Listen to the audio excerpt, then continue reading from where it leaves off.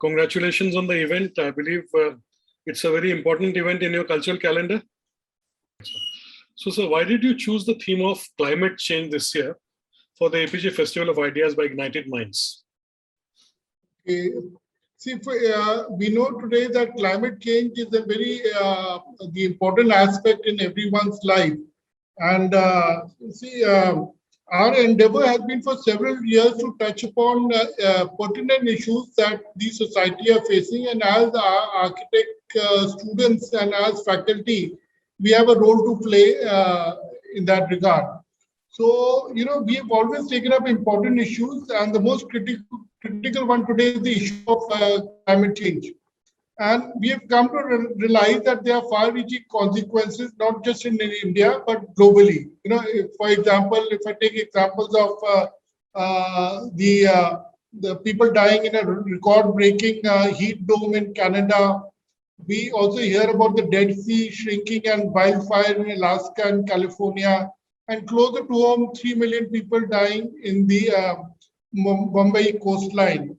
So, the changes that we have witnessed over the years, the frequency has increased, and this is an alarming situation for all of us. And we need to ask ourselves, can we do something? Can we do it as a group? Can we do it on individual basis? And I believe we can. And, the starting point is from the students, because they are the ones who are going to grapple with this situation in the coming years. So the awareness is to be brought about, and they need to be made sensitive. And that is why we chose this topic for this year's event. Right, sir. Right, sir. And also, extreme weather events are affecting all of us. We've had so much rainfall in some parts of the country, and there's been flooding, there have been deaths.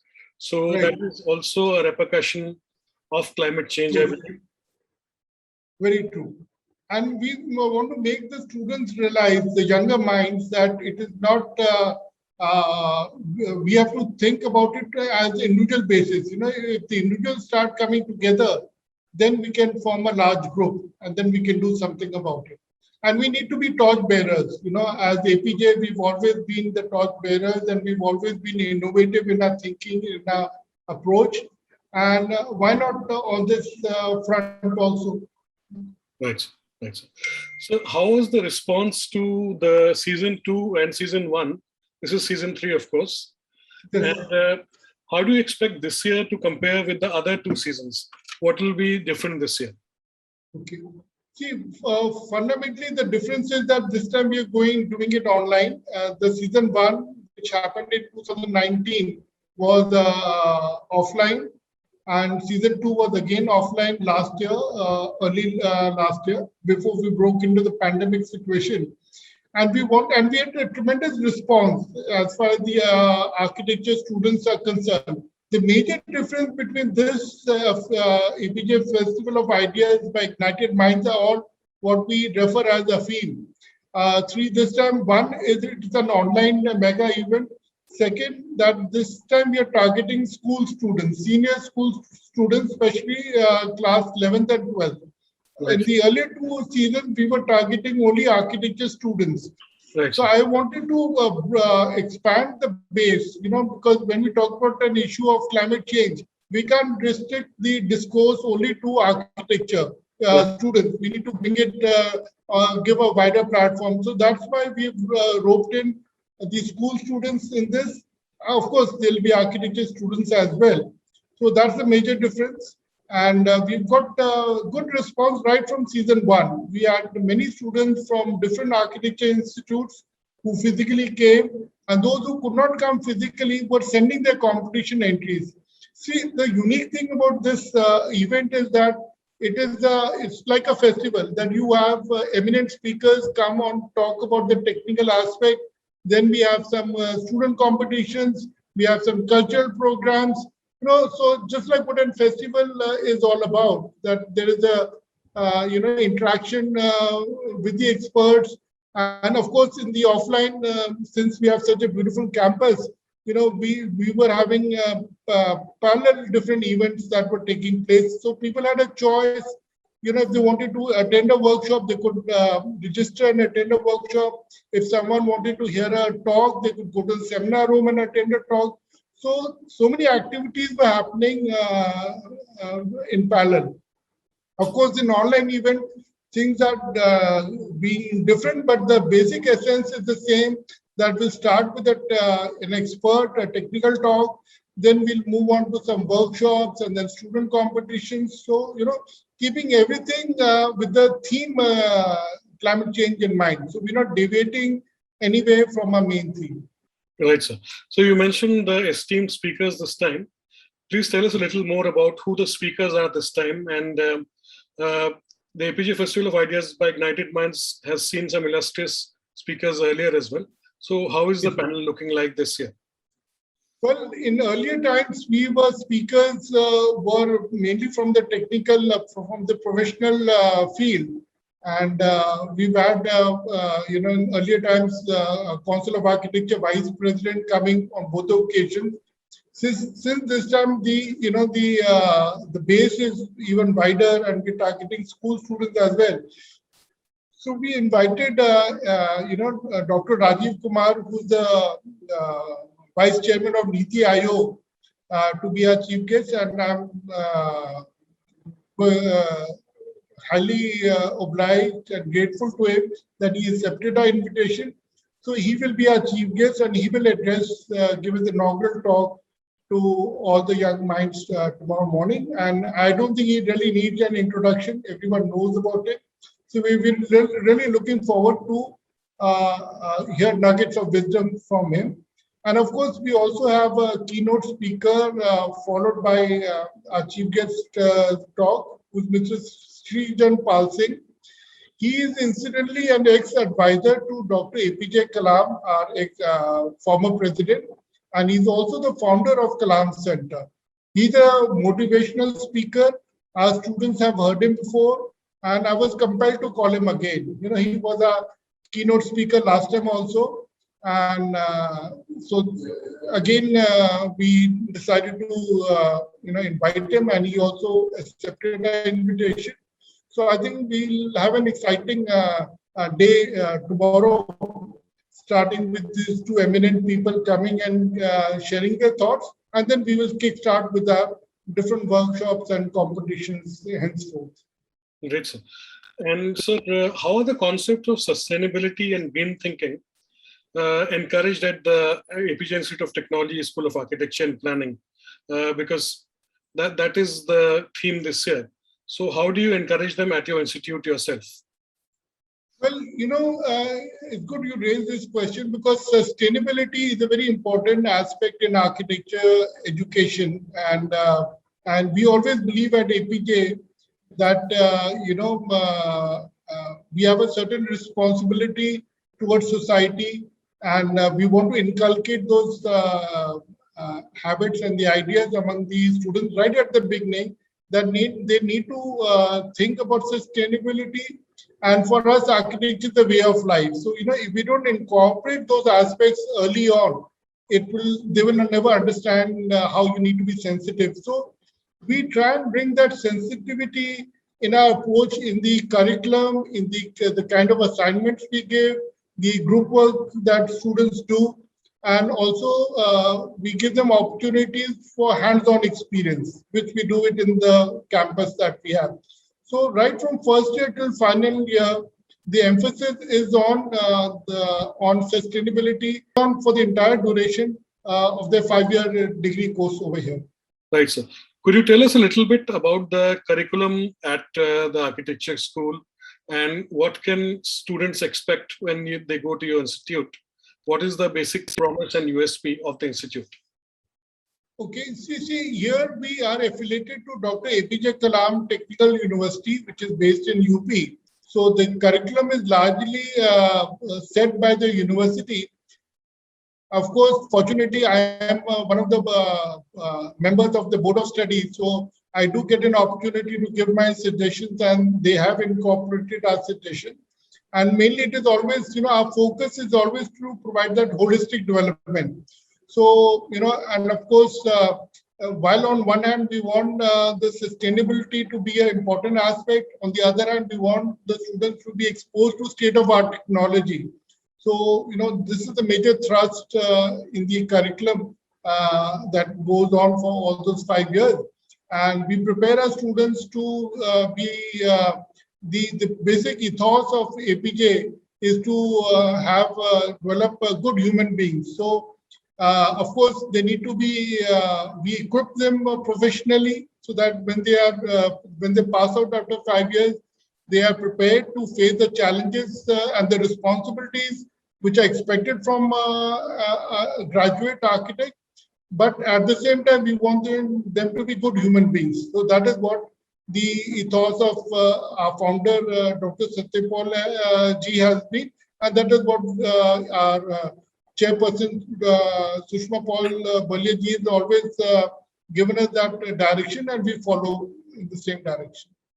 Right, sir. Now, thanks to the direction provided by the patron, Mr. Sushma Paul Balya, AITSAP has always been synonymous with human values and inclusive education and social commitment ever since it began. So how do you envision its growth now in the years ahead going forward?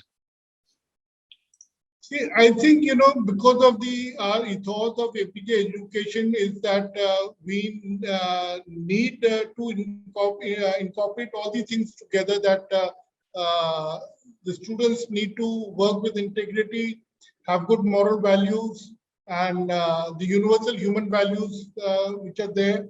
And so this is given the highest priority in the whole framework. So because, all of them are integrated, related to each other, we can't do without each other. So this is what we emphasize on in the whole development of a personality of an architect, because architect as a professional has a huge responsibility when they step out of the college and they graduate. So we want that the learning, which is a lifelong learning, we lay the foundation at APJ, and then we we see the results when they go out in the field, and we are so happy that our alumni are doing so well in different spheres of life, whether they're doing their own practice or they're working in some government institution or they become research scholars or teachers. Many of them have gone abroad and have done wonders, brought laurels to our institute. So I'm very happy that we are following in that direction, and the results are there to see. Right, sir. So you mentioned the responsibilities of an architect in society. So how does an architect balance the mixture of aesthetics of good-looking buildings and planning good-looking buildings, along with the social responsibility and thinking green? How do you strike a balance between the two? See, the very essence of architecture, which is the art and science of buildings. On one hand, an architect needs to ensure that the buildings are aesthetic, are pleasing to, for the users and the end user, yet they are functional.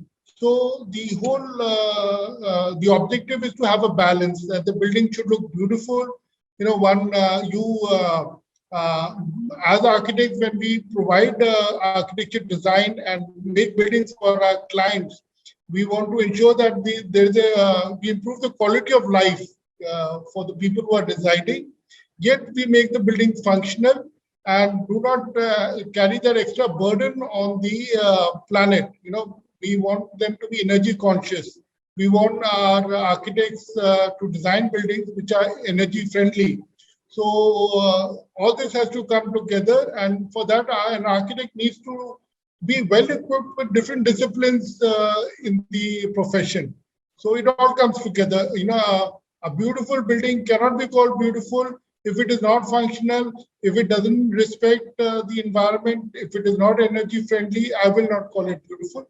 But our objective is that when we say it's a beautiful building, but it is beautiful in all aspects. And our students have been at a very early stage are exposed to that, and they've been working, and even our design projects during the academic years have been well received by the academy and the profession.